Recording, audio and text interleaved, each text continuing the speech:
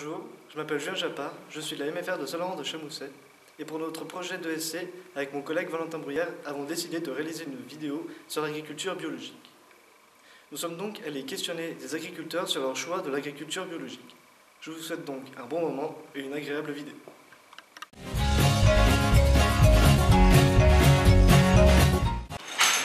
Bonjour, Basile Gobert, producteur de lait bio à Gramont dans les Monts du Lyonnais.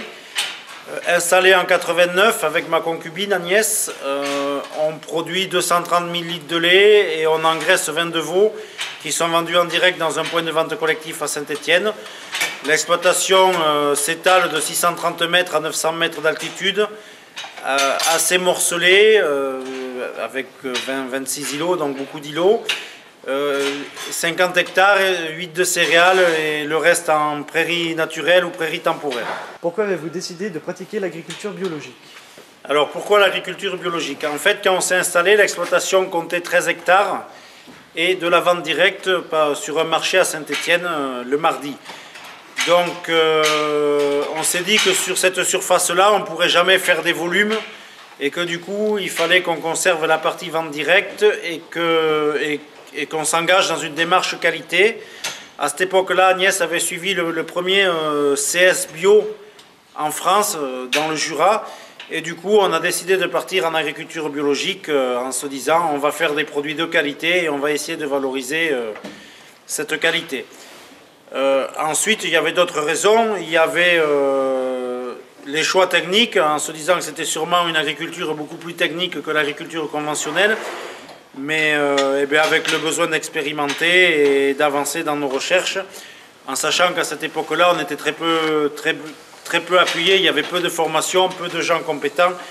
Donc il a fallu faire un peu avec les moyens du bord et avec nos collègues qui étaient déjà en bio, il y en avait deux dans les Monts du Lyonnais, donc on n'était quand même pas très nombreux en 89. Les gens ont plutôt été assez curieux et regardaient ce qu'on faisait, puis ont adopté tout doucement les prairies de mélange, la luzerne, un peu les techniques.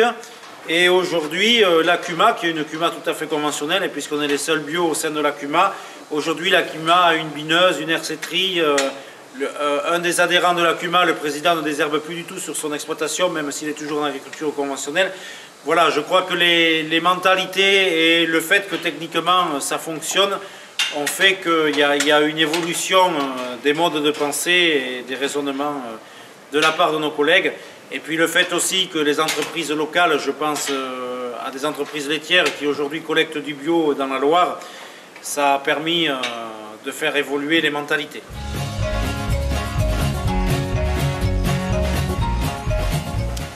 Donc Claude Villemagne, j'ai 44 ans, je suis marié, père de 2 enfants, j'habite à Grès-sur-le-Marché dans le département du Rhône. Donc je me suis installé en 2003 après la suite de mes parents. Puis dans ce projet-là, je m'étais dit qu'en production laitière,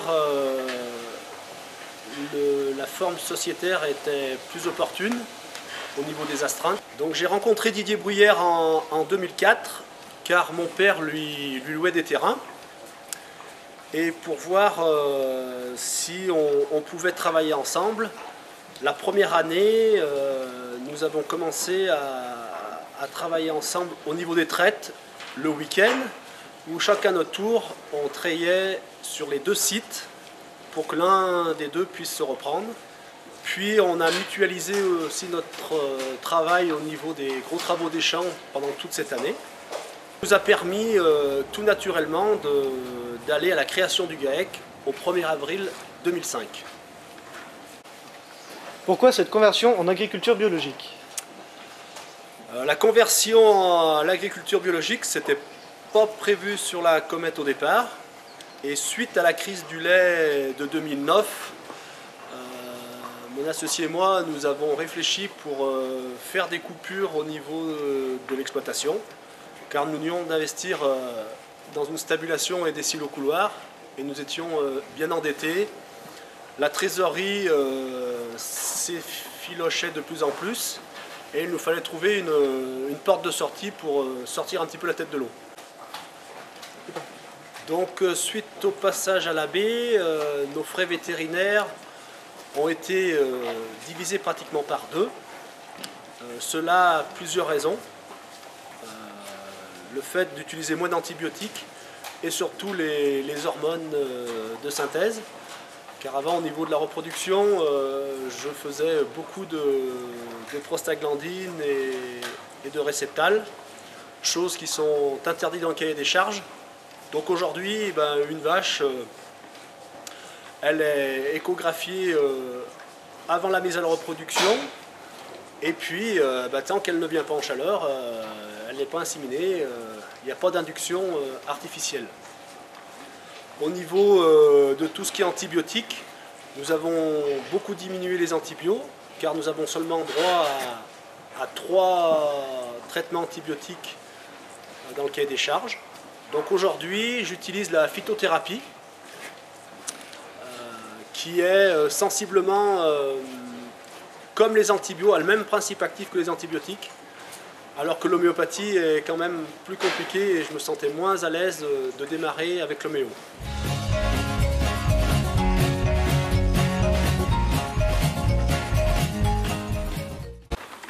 Bonjour, je m'appelle Mathieu Razi. J'ai travaillé plusieurs années dans le machinisme agricole en tant que responsable marketing. Avec mon épouse, on a fait le choix de s'installer il y a à peu près 4-5 ans. Du coup, on a fait une installation progressive en reprenant en partie l'exploitation de ses parents, plus d'autres parcelles, d'autres terrains. Donc on a commencé en créant une ERL en 2009. Ma femme s'est-elle installée en janvier 2012 en tant qu'associé exploitant. Et moi, je me suis installé en tant qu'associé exploitant en janvier 2014, donc après avoir fait le parcours à l'installation. On a fait le choix de convertir notre exploitation agricole à l'agriculture biologique en 2010, lorsque ma femme s'est installée. Aujourd'hui, nous avons 40 mères allaitantes.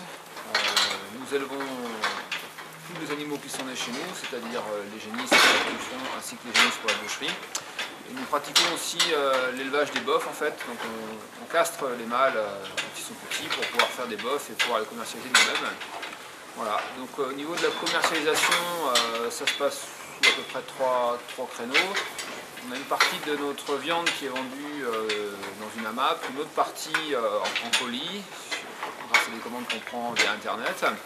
Et les 2 tiers de notre production en fait est vendue dans des magasins de producteurs, donc un à Sainte-Foy-les-Lyons qui s'appelle le Garde-Manger, et dans un autre à Oulin qui s'appelle la Super. Pourquoi avez-vous décidé de pratiquer l'agriculture biologique? Alors on a fait le choix de pratiquer l'agriculture biologique pour plusieurs raisons. La première, c'est quand même une certaine état d'esprit, donc une façon de produire en fait plus responsable, plus respectueuse de l'environnement. Ça c'était surtout le leitmotiv de ma femme. Pour moi c'était plus un challenge technique au niveau de la production végétale et animale. On sait qu'on n'a pas de baguette magique, donc on a intérêt à travailler du mieux qu'on peut et anticiper pas mal de choses, donc ouais, un challenge technique. Et puis après c'est quand même au niveau de la commercialisation un atout supplémentaire pour écouler notre viande. Voilà. Et après au final si on intègre l'agriculture biologique dans notre système au niveau économique, c'est aussi un choix qu'on a fait d'être totalement indépendant des cours mondiaux et de tout ce qui peut se passer dans le monde, que ce soit au niveau du prix de l'énergie, du prix des aliments, du prix des intrants, ainsi que des prix de vente, puisqu'au final on maîtrise notre prix de vente et on est quasiment totalement autonome sur notre production, c'est-à-dire qu'on n'achète absolument rien. Voilà. Tuez pas les paysans, pensez à vos enfants. Tuez pas l'agriculture, c'est crime contre nature. Partez tous en campagne, en plaine à la montagne. Tuez pas les paysans.